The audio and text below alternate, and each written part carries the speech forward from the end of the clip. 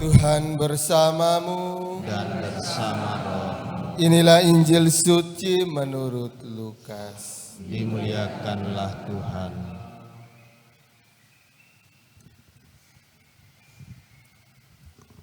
Dalam bulan yang ke-6, Allah mengutus malaikat Gabriel ke sebuah kota di Galilea bernama Nazaret kepada seorang perawan yang bertunangan dengan seorang bernama Yusuf dari keluarga Daud. Nama perawan itu Maria. Ketika masuk ke rumah Maria, malaikat itu berkata, "Salam, hai engkau yang dikaruniai, Tuhan menyertai engkau." Maria terkejut mendengar perkataan itu lalu bertanya di dalam hatinya, "Apakah arti salam itu?" Kata malaikat itu kepadanya, "Jangan takut, hai Maria, sebab engkau beroleh kasih karunia di hadapan Allah. Sesungguhnya engkau akan mengandung dan melahirkan seorang anak laki-laki, dan hendaklah engkau menamai dia Yesus. Ia akan menjadi besar dan akan disebut Anak Allah yang Maha Tinggi. Dan Tuhan Allah akan mengaruniakan kepadanya takhta Daud, bapa leluhurnya. Ia akan menjadi raja atas kaum keturunan Yakub sampai selama-lamanya, dan kerajaannya tidak akan berkesudahan." Kata Maria kepada malaikat itu, "Bagaimana hal itu mungkin terjadi karena aku belum bersuami?"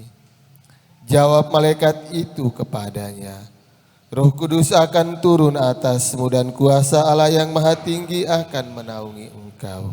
Sebab itu, anak yang akan kau lahirkan itu akan disebut kudus, Anak Allah.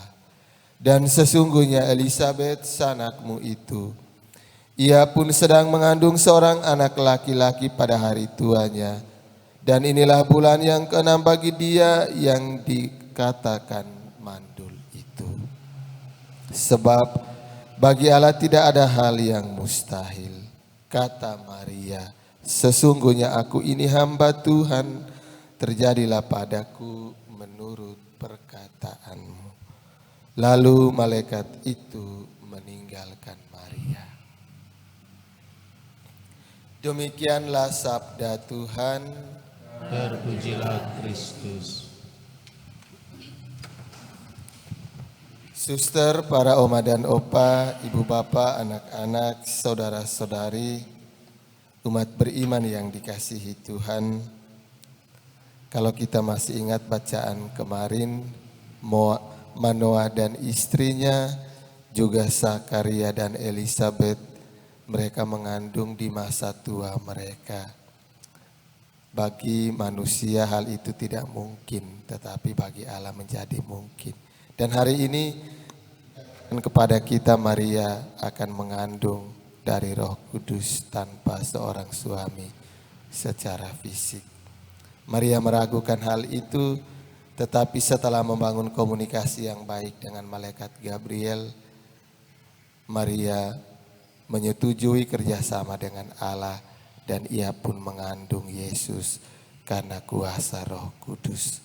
Maka Maria mengajarkan kepada kita untuk selalu membangun komunikasi yang baik dengan Tuhan, karena komunikasi yang baik, komunikasi yang dibangun dengan hati yang tulus dan terbuka, maka komunikasi dengan Allah akan mematahkan segala keraguan-raguan di dalam hati dan hidup kita. Mari kita belajar dari Maria untuk selalu membangun komunikasi dengan Tuhan lewat doa-doa kita, maka kita pun belajar untuk membangun kerjasama dengan Allah. Semoga